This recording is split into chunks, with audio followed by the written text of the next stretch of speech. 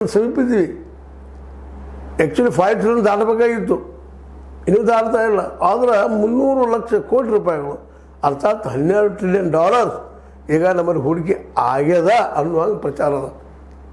ಎಲ್ಲಾಗ್ಯದ ಹಂಗಾದ್ರೆ ಏನು?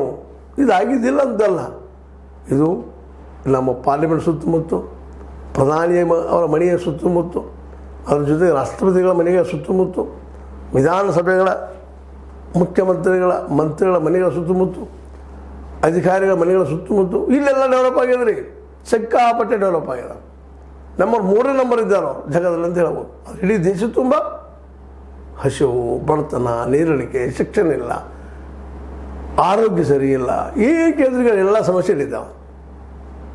ಜಗದಲ್ಲಿ ನಾವಿನ್ನು 3ನೇ ನಂಬರ್ ಶ್ರೀಮಂತರಾಗಿಕೊಂಡಿದ್ದೀವಿ. ಅದರ ವೈಯಕ್ತಿಕ ಒಬ್ಬ ವ್ಯಕ್ತಿಯ ಪರ್ ಕ್ಯಾಪಿಟಲ್ ಇನ್ಕಮ 140ನೇ ನಂಬರ್ ಸೀಟಾಗಿದ್ದೀವಿ ನಾವು, 145.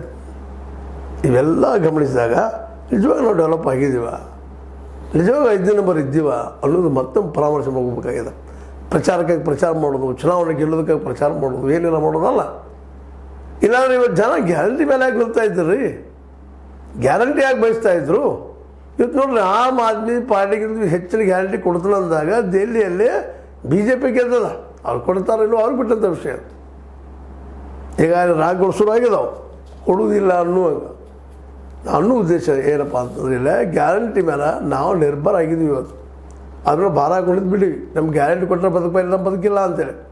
ಮತ್ತು 300 ಲಕ್ಷ ಕೋಟಿಗಳು ನಮ್ಮಲ್ಲಿ ಇನ್ವೆಸ್ಟ್ ಆಗಿದ್ದಾರೆ. ಇವೆಲ್ಲ ಉದ್ಯೋಗ ಸೃಷ್ಟಿ ಹಾಕಿದ್ದಲ್ಲಪ್ಪ, ಯಾಕೆ ಆಗಲಿಲ್ಲ ಅನ್ನೋದು ಇವತ್ತು ಶ್ವೇತಪತ್ರವನ್ನು ಎಲ್ಲ ರಾಜ್ಯ ಸರ್ಕಾರಗಳು ಕೇಂದ್ರ ಸರ್ಕಾರ ತೆಗಿಬೇಕಾಗಿದೆ ಅಂತ ಗೊತ್ತಾಗ್ತದೆ. ನಿಜವಾದ ಎಷ್ಟು ಬಂತು, ಎಷ್ಟು ಹೋಯಿತು ಅಂತೇಳಿ. ಈ ನಮ್ಮಲ್ಲೇ ನೋಡ್ರಿ, ಈ ವರ್ಷ ನೀವು ಗಮನಿಸ್ತಾ ಇರ್ರಿ, ಈ ಸಲ 10.5 ಲಕ್ಷ ಕೋಟಿ ರೂಪಾಯಿ ನಮ್ಮ ಇನ್ವೆಸ್ಟ್ಮೆಂಟ್ ಮಾಡ್ತೀವಿ ಅಂತ ಹೇಳಿದ್ದಾರೆ. ಇದರಲ್ಲಿ ಎಷ್ಟು ದುಡ್ಡು ಇನ್ವೆಸ್ಟ್ ಆಗ್ತದೆ ಈ ಸಲ ಪರೀಕ್ಷೆ ಮಾಡಿ ಎಲ್ಲರೂ. ಪ್ರಜ್ಞಾವಂತ ಮತದಾರ ಲಕ್ಷಿಸಬೇಕಾಗಿದೆ. ಯಾಕಂದ್ರೆ ನಿಮ್ಮ ಡ್ಯೂಟಿ ಅದು. ನಿಜವಾಗಿಯೂ ಎಷ್ಟು ಇನ್ವೆಸ್ಟ್ ಆಯಿತು, ನಮ್ಗೆ ಎಷ್ಟು ದಿವಸ ಸೃಷ್ಟಿ ಅದು, ಈ ಓಪನ್ ಮಾರ್ಕೆಟ್ ಸರಿ ಇದ್ದಾನ ಅಂತ. ಸುಳ್ಳ ವೈಭವದ ಮೆರವಣಿಗೆಯ ಸಂಭ್ರಮಗಳ ಮೋದಿಜಿಯವರ, ಮುಖ್ಯಮಂತ್ರಿಗಳವರ ಅರಮನೆಗಳನ್ನು, ಮನೆಗಳನ್ನು ನೋಡಿ ನೀವು ಬೆರಗಾಗಿ ಹೋಗ್ಬೇಡ. ಶೀಸ್ ಮೇಲೆ ನೋಡಿ ಮೋಸ